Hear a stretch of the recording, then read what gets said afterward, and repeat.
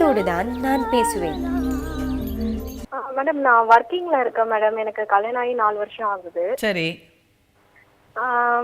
எனக்கு என் ஹஸ்பண்ட் வந்து கொஞ்ச நாள் 2 வருஷம் வேலையில இல்லாம இருந்தாங்க. அதனால என்ன பண்ணோம்னா வெளிநாட்டுக்கு போலாம் அப்படின்னு சொல்லிட்டு நாங்க விசாலாம் ட்ரை பண்ணோம் மேடம். ஆபீஸ்ல இருந்து இது பண்ணி சரி. கடைசியில இப்ப 2 மாசத்துக்கு முன்னாடி அவங்களுக்கு வேலை கிடைச்சிருச்சு. இப்ப என்னோட விசாவும் ரெடி ஆகி வந்துருச்சு மேடம். ஸோ இப்ப அதனால ஆபீஸ்ல வந்து என்ன போக சொல்லி ப்ரெஷர் பண்றாங்க. சரி. எந்த ஊருக்கு? சாஃப்ட்வேர்ல இருக்கேன் மேடம். அதான் எங்க விசா எங்க கிடைச்சு? அமெரிக்காக்கு. சரி. உங்க வீட்டுக்காருக்கும் கிடைச்சிருச்சுல்ல?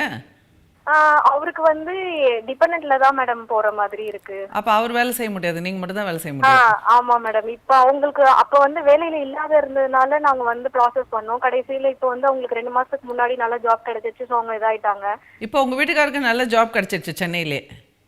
ஆமா மேடம். பட் ஆபீஸ்ல வந்து எனக்கு ரொம்ப முன்னாடி நான் கேட்டதுனால இப்ப எனக்கு ரொம்ப பிரஷர். சரி. உங்களுக்கு இப்ப பசங்க இருக்கா? இல்ல மேடம். எனக்கு இன்னும் குழந்தையும் இல்ல. அதுவும் ஒரு கன்சர்ன். சரி. இப்போ உங்களுக்கு திருமணமாகி எத்தனை வருஷம் ஆயிருக்கு? எனக்கு 4 இயர்ஸ் ஆச்சு மேடம். சரி. இப்போ இந்த ஆஃப்ஷோர் வந்து எத்தனை வருஷத்துக்கு கொடுக்குறாங்க உங்களுக்கு இப்போ?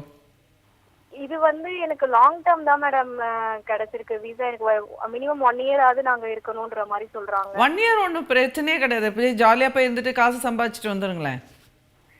பட் இப்ப வந்து 4 வருஷம் ஆச்சுன்றதுனால வந்து இப்ப இவங்க வந்து இப்ப நான் வரமாட்டேன், வேலையை விட்டுட்டு வர முடியாது. இல்ல, உங்க வீட்டுக்கார் வேலையை விட வேணாம். உங்க வீட்டுக்கார் வேலையை விட வேணாம். உங்க வீட்டுக்கார் வேலையை விட வேணாமா?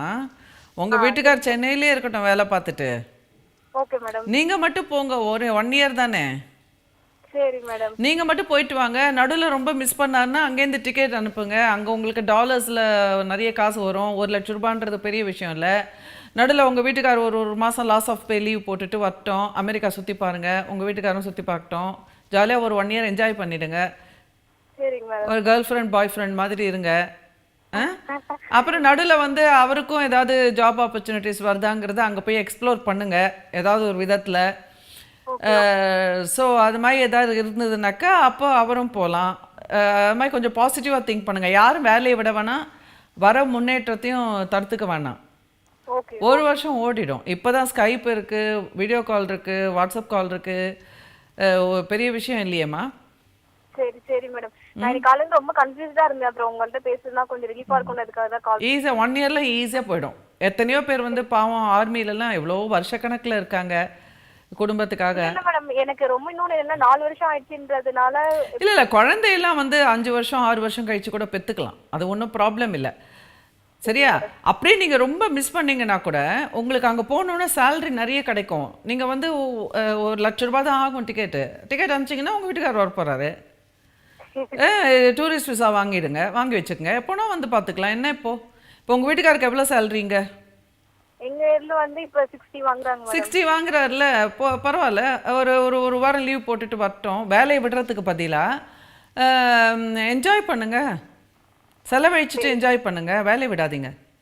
சரிங்க மேடம். ரொம்ப தேங்க்ஸ் மேடம். ரொம்ப கருமையாகவும் இருக்காதீங்க. அந்த காசை வந்து இப்போ நீங்கள் போகிற இந்த 1 வருஷம் காசை வந்து நம்ம சேர்த்து வச்சுக்கணும் அப்படின்ற ஐடியாவோட போகாதீங்க. உங்கள் கெரியருக்காக போகிறீங்க. ஸோ அதே நேரத்தில் உங்கள் கணவரும் நீங்களும் என்ஜாய் பண்ணணும் அப்படிங்கிற நோக்கத்தோடு அது அவரும் புரிஞ்சுக்கணும், நீங்களும் அதே மாதிரி உண்மையாக இருக்கணும். அப்போனா அதில் ஒரு என்ஜாய்மெண்ட் இருக்கும். Okay okay. தேங்க்யூம்மா. தேங்க்யூ. ஸோ பல நேரத்தில் இப்படி தான் வந்து நம்ம எப்போவுமே எல்லா முடிவுமேங்க நம்ம ஒன்று இழந்தோம்னா தான் ஒன்று கிடைக்கும். ஆனால் நம்ம வந்து அதை சரியாக பேலன்ஸ் பண்ணணும். நம்ம இழக்கிறதுக்கு வந்து ஒரு ஜஸ்டிஃபிகேஷன் இருந்ததுன்னா, அதுக்கு ஒரு நல்ல காரணம் இருந்ததுன்னா தாராளமாக இழக்கலாம். ஓகே. வாழ்க்கையில் வந்து நம்ம வளர நம்ம வயசு ஆக இழந்துக்கிட்டே போகிறது தான் வாழ்க்கை. நம்ம நினைக்கிறோம் வாழ்க்கைன்னா வந்து நமக்கு எல்லாம் கிடச்சிட்டே இருக்கணும். அதெல்லாம் ஒரு மாயை.